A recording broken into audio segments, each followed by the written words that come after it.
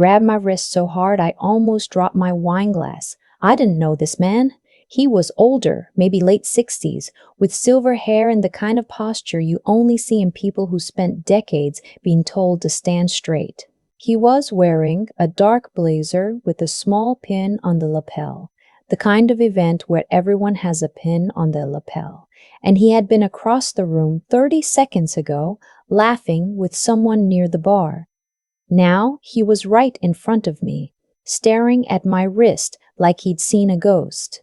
"Where did you get that?" he said. His voice was low, not aggressive, stunned. I looked down at the bracelet, the thin silver one I'd been wearing all evening, the one I almost didn't put on because I didn't think anyone would notice it. "It was my grandfather's," I said. He let go of my wrist slowly. He took one step back, and for a moment he just looked at me, like he was trying to decide something important. "What was his name?" he asked. I told him. The man closed his eyes, just for a second. Then he exhaled through his nose and said very quietly, "I'll be damned. I need to go back a few months. My grandfather died in February, the kind of cold gray February where the sky just sits on top of everything and refuses to lift. He was 81. He had lived alone in the same house in Decatur, Illinois for the last 14 years. The same house my mother grew up in. The same house that smelled like motor oil and old carpet, no matter how many times anyone cleaned it. I was the one who drove down for the funeral. My mother didn't come. My uncle didn't come. My aunts sent flowers, which I thought was so perfectly her that I almost laughed when the arrangement arrived at the funeral home. Yellow roses, the kind you buy when you feel obligated but not enough to show up. There were 11 people at the service. I counted. The funeral director, 2 women from his church who I'd never met, a neighbor who brought a casserole dish she kept holding with both hands like she wasn't sure what to do with it, and a few others whose connection to him I never fully understood. His pastor said a few words. There was a hymn played through a small speaker because the church organist was sick. I sat in the front row by myself and stared at the casket and thought about the last time I'd seen him in person, which had been 3 Christmases ago. I'd driven down then too. My mother had stayed home because she said the drive was too long, which is 4.5 hours, and not, by any reasonable measure, too long. My grandfather and I had sat at his kitchen table and eaten ham and watched a football game he didn't really follow, and he had shown me how to fix a dripping faucet, because he said everyone should know how to fix a dripping faucet. He was not a man who talked about feelings. He was a man who showed you how things worked. After the service, I stayed to go through the house. My mother had asked me to sort through what was worth keeping before the estate sale people came in. She said it over the phone in the tone she uses when she wants something done but doesn't want to be the one to do it. Just box up anything sentimental and ship it. The rest can go. The rest can go. I spent 2 days in that house. It was the loneliest 2 days I can remember. He didn't have much. Some furniture, some tools in the garage that still smelled like grease and metal, a shelf of paperback westerns with broken spines, a box of old photographs that made my chest hurt, him young, in his 30s, standing in front of places I didn't recognize. My grandmother, who died before I was born. My mother at maybe 8 years old, squinting into the sun. In the back of his bedroom closet, on the highest shelf, there was a shoebox. I almost didn't open it. It was taped shut with old masking tape that had gone yellow and brittle, and something about it felt like it wasn't meant to be disturbed. But I was alone in the house, 300 miles from home, sorting through what was left of a man I loved and barely knew. And I opened it. Inside, there was a folded piece of paper, a small photograph, and the bracelet. The bracelet was not what I expected to find in a shoebox on the top shelf of a widower's closet in central Illinois. It was silver, flat-linked, with a small rectangular plate in the center. On the plate, there were letters and numbers etched so finely I had to hold it up to the window to read them. An 8-digit code. No name. No explanation. The photograph was of my grandfather, younger than I'd ever seen him, standing next to a man I didn't recognize in front of what looked like a government building. Both of them were in civilian clothes. Both of them were not smiling in the particular way people don't smile when a photograph is official rather than casual. The piece of paper was a letter, handwritten, short, dated 1987. Your service in this matter has been noted. The program thanks you. You understand the terms of continued silence. Destroy this at your discretion. It was signed with initials I couldn't make out. I stood in that closet for a long time. He had not destroyed it. He had kept it in a shoebox on a high shelf for almost 40 years. I took the bracelet. I folded the letter back up and put it in my jacket pocket. I stood in the kitchen of his empty house and ate crackers from a sleeve I found in the cabinet because I hadn't eaten since morning. And I stared out the window at the dead February yard and tried to figure out what I was looking at. I didn't call my mother that night. I didn't know what to say yet. My grandfather's name was Raymond Curtis. He was born in 1943 in a small town in southern Ohio, the third of 4 boys. He served 2 years in the Army in the mid-60s, came home, married my grandmother, moved to Illinois, and spent 32 years working as a machinist at a manufacturing plant outside Decatur. He retired in 1999. My grandmother died in 2010. After that, he was alone. That's the story I knew. He never talked about the Army in any specific way. Just, I was in for a couple years, and a hand wave that closed the subject. He didn't have military decorations on the walls. He didn't go to Veterans Day events. He didn't have a bumper sticker or a hat or anything that mocked him as someone who had served. He taught me to fix a faucet. He made good chili. He watched westerns and fell asleep in his recliner by 8 o'clock. He called me on my birthday every year without fail and always said, "Well, another year older," like it was a private joke between us, which I guess it was. That's who I thought he was. I wore the bracelet for the first time 3 weeks after the funeral. I don't know why. I'd had it sitting on my dresser in a small dish where I keep my rings, and one morning I just put it on. It felt important to wear something of his. I'd taken his old pocket watch too, but that lives in my bag and I never see it. The bracelet I could see. I wore it to work. I wore it on weekends.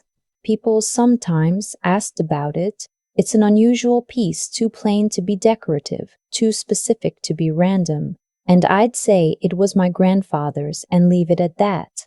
I wore it 4 months after the funeral to a charity gala for a veterans advocacy organization in Chicago. I'd been invited through work. I do communications for a nonprofit, and we partnered on some programming with this group. It was the kind of event I usually find exhausting. Loud room, open bar, lots of people handing each other business cards. But I went. That's where he grabbed my wrist. His name was Colonel Alden Foss, retired. He told me this after he collected himself, after he'd stood across from me for a long moment, doing the thing people do when they're deciding how much to say. He had served in Army intelligence for 26 years. He'd been stationed in various places he named quickly, like they were items on a list: Germany, South Korea, a posting in D.C. that he described only as administrative. He retired in 2003. He now sat on the board of the veterans organization hosting the gala. We found a corner of the room, away from the noise. Someone brought us both fresh drinks that neither of us touched. He asked me again about my grandfather. I told him everything I knew, which took about 4 minutes. He was quiet for a moment after I finished. "Did you know he was a contractor?" he said. I said I didn't know what that meant. Civilian contractor, not military, not agency. There was a program. I can't tell you the name of it. It's still technically classified, though I'll be honest with you. At this point, I'm not sure it matters. That ran from the late 70s into the early 90s. The program needed people who could pass as ordinary civilians in ordinary American cities. People who could listen, observe, report. People with no obvious connection to the government. He looked at his glass. Your grandfather was one of those people. I heard him say the words. I understood each word individually. They took a moment to arrange themselves into meaning. For how long? I asked. I don't know the full timeline. I was a junior officer when I first encountered his file.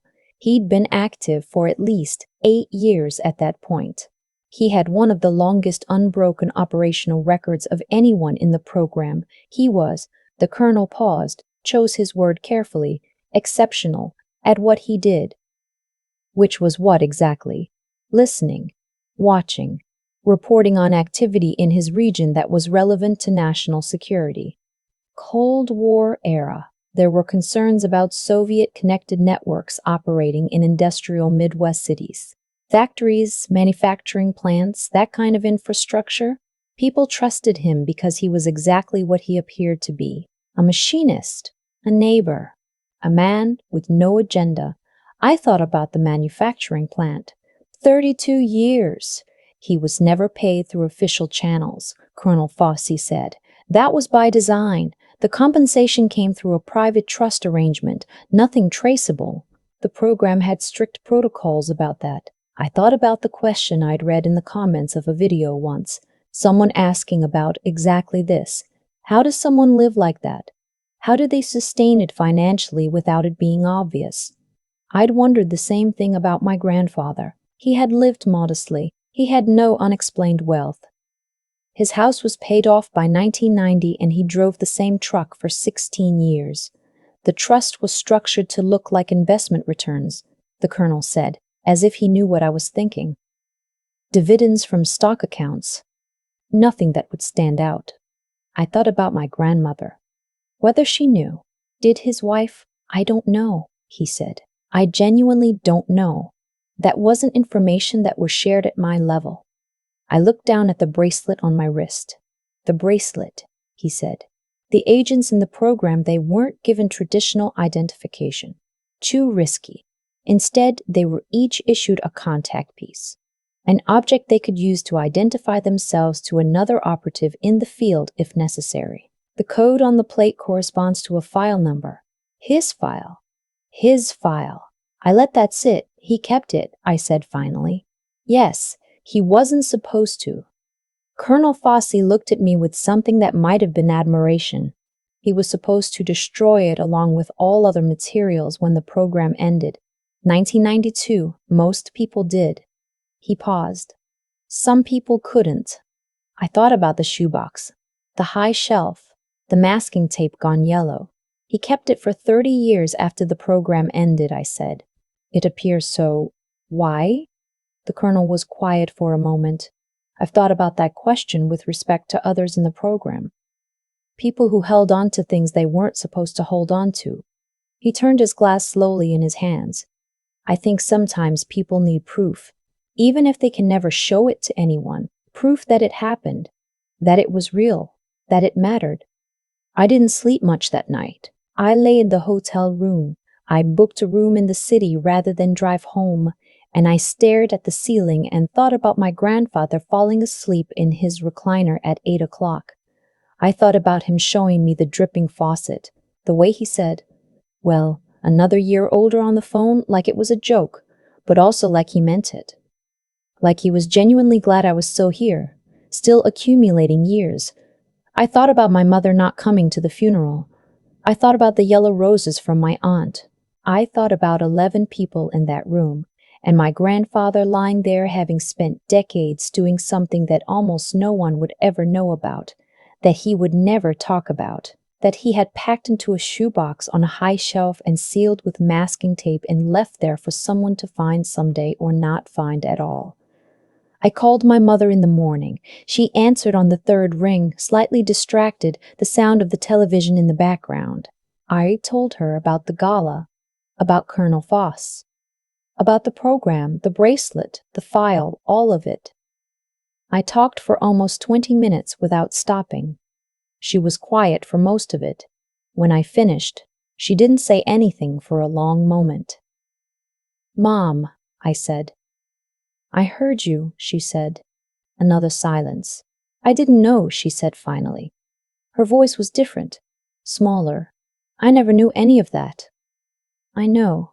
He never said anything. Not once. In my whole life. I know, Mom. I heard her exhale. A long, slow breath. I should have been there, she said, at the funeral. I should have been there. I didn't tell her it was okay because it wasn't entirely okay, and she knew that, and I think she needed to sit with it rather than have me smooth it over, so I just said, yeah. She said she was going to call my uncle. I said okay. She said she wanted to see the letter, the photograph. I said I'd bring them next time I came down. Before she hung up, she said, "He really never told anyone?" I don't think so, I said. I think that was the whole point. I've had months now to turn it over in my mind. The shape of who he was, laid against the shape I thought I knew.